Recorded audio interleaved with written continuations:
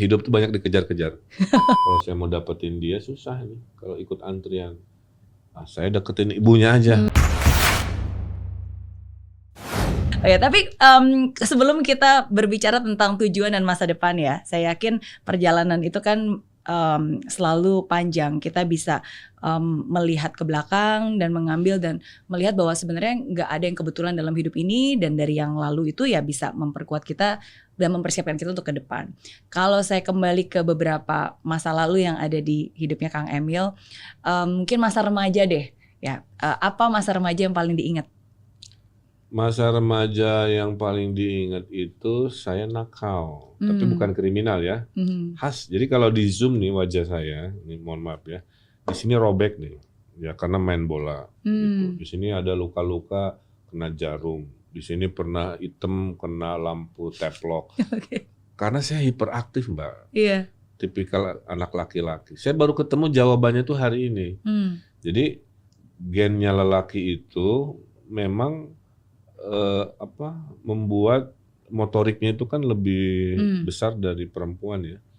Dan kalau ada anak kecil kelihatan versi kita nakal, sebenarnya dia bukan nakal, dia tuh nggak bisa mengekspresikan maunya dia, karena nggak bisa ngomong, dia ya lempar sesuatu, geser-geser apa, teriak apa gitu kan. Okay. Nah, jadi masa remaja saya itu penuh dengan kebahagiaan.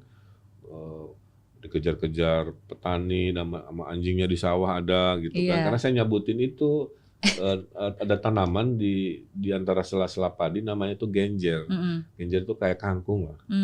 Saya duga waktu remaja itu tuh liar, saya cabutin aja satu-satu gitu, sambil pulang, padahal ditanam kan. Dikejar petani, saya kirain petani doang, orang tua mau saya ejek tadi, ternyata bawa anjing. Larilah saya ya, gak mikir apa-apa Mbak, pokoknya itu karena anjingnya kan ngejar tuh. Sampai akhirnya saya lompat ke sungai dekat rumah. Terus bersembunyi di balik pancuran air, dulu masih ada. Nah itu momen kenakalan. Pernah naik angkot nggak bayar juga? Udah riset, pernah naik, banyak saya. Pernah naik angkot nggak bayar. Bukan nggak bayar sebenarnya gini, pas naik angkot, si receh saya jatuh. Si lantai angkotnya ada bolong, jatuh ke aspal gitu. Angkotnya udah pergi kan? Terus saya bilang gimana ini? Duitnya babai ke sana. Akhirnya saya pakai trik gitu. Berhenti. Pas berhenti, nggak babi ibu, lari gitu. Diteriakin sama supir angkotnya, hei bayar kayak gitu. Dan yang lucunya, seminggu kemudian saya baru tahu si supir angkot itu tetangga di rumah. Jadi ketemu lagi, kamu nggak bayar. Ternyata. Kayaknya ibu saya yang nalangin gitu. Terus kenakalan lain contoh ya, SD nih. SD saya depannya kantor wali kota Bandung. Di Bandung tuh kan, ada peresmian patung badak di atas kolam. Pulang sekolah, saya berenang di kolam patung badak, dikejar-kejar satpam. Jadi saya hidup tuh banyak dikejar-kejar. Kejar satpam, kejar petani, kejar supir angkot. Tapi jadi wali kota Bandung, makanya saya suka jokes ya.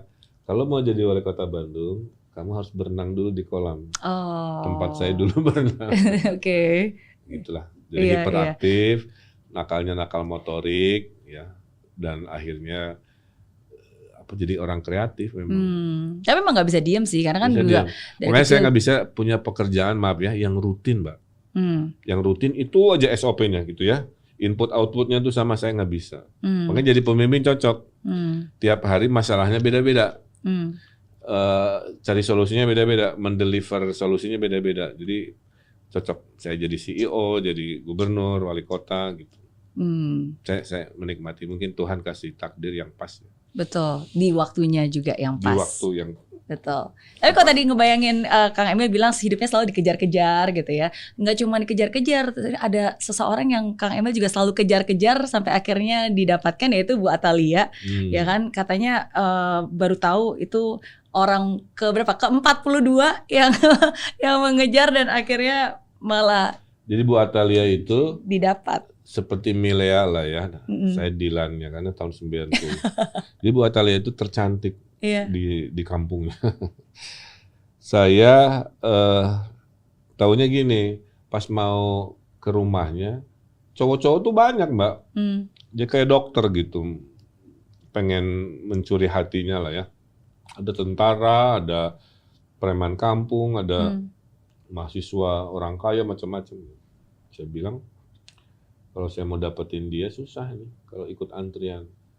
Saya deketin ibunya aja gitu. Jadi yang lain ngobrol dengan Bu Atalia kayak begitu, saya di dapur pencitraan itu keren dong gitu. Ibu saya sholat dulu ya, nah, kan pencitraan dulu. Iya. Jadi saya tahu anak gadis kalau udah urusan jodoh pasti nanya ibunya. Wah, betul pada nih. akhirnya kan. Iya. Kenapa milih saya ya kan disuruh mama. Yes. Jalur khusus berarti. Nah, suatu hari saya masuk ke kamarnya, disuruh ngambil buku oleh ya, Ibu Lia kan. Pas saya ambil, kebuka halaman terakhirnya gitu. Loh, apa? Ternyata daftar cowok-cowok yang pernah nyatain. Oh. And where is my name? Ridwan Kamil nomor 42. Itulah lahir. Itu ceritanya cerita ya. lelaki ke-42. Makanya dibikin novelnya udah, dibikin filmnya juga. Oke, ya tapi memang semua indah pada waktunya dan memang kalau tadi Kang Emil bilang rajin, pokoknya saya bukan orang yang malas itu udah terbukti dari sejak kecil sih, ya kan jualan es mambo lah, ya mengusahakan apapun juga dan itu ya salah satu bukti Jadi nyata. sense of entrepreneurship saya memang udah ada dari dulu, dari kecil. Poinnya bukan soal bisnis tidak bisnis ya, saya selalu melihat mampu menganalisa masalah dan senang mencari solusi. Dalam bisnis kan sama juga, ada peluang, ada tantangan, ada kompetitor, cari solusi. Arsitektur ya. Dalam kepemimpinan wali kota juga sama. Ada masalah, ada apa. Contoh ya, saya kan pernah dijuluki wali kota gila taman, ya, karena bikin banyak taman-taman. Tapi siapa yang berterima kasih di akhir waktu? Orang miskin. Kang Emil makasih ya.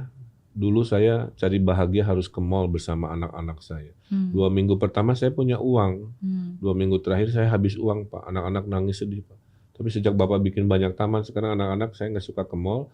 Pengennya main di taman-taman dan kami bawa bekal makanan. Sehingga anak bahagia, uang bisa dihemat. Tuh. Jadi kadang-kadang itu dari problem menjadi solusi dan bikin bahagia. Makanya apa bayaran saya sebagai pemimpin? Itu kalau ketemu warga say thank you. Nah, say thank you warga itu macam-macam ya.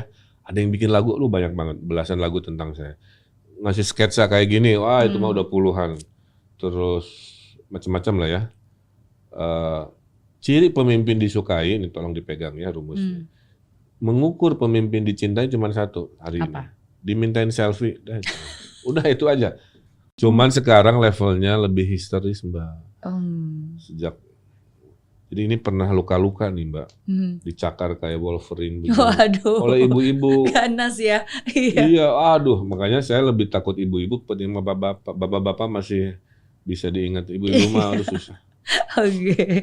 Tapi itu mengganggu nggak sih kadang-kadang kalau misalnya kan sometimes sebagai seorang manusia mungkin butuh privacy. Ada tipsnya. Tipsnya kalau biar saya tetap melayani selfie tapi nggak ngeganggu agenda saya, selfie-nya sambil jalan.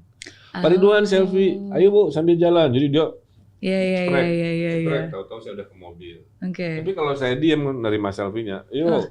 Makin banyak. Orang yang lewat jadi kepengen yang tadinya nggak perlu kan, akhirnya stuck gitu pengalaman. Oke. Itu bisa jadi ini trik ya. Ya ngukur pemimpin gitu aja Sob. Diajak selfie atau enggak. Ya. Tapi hari ini ya. Betul.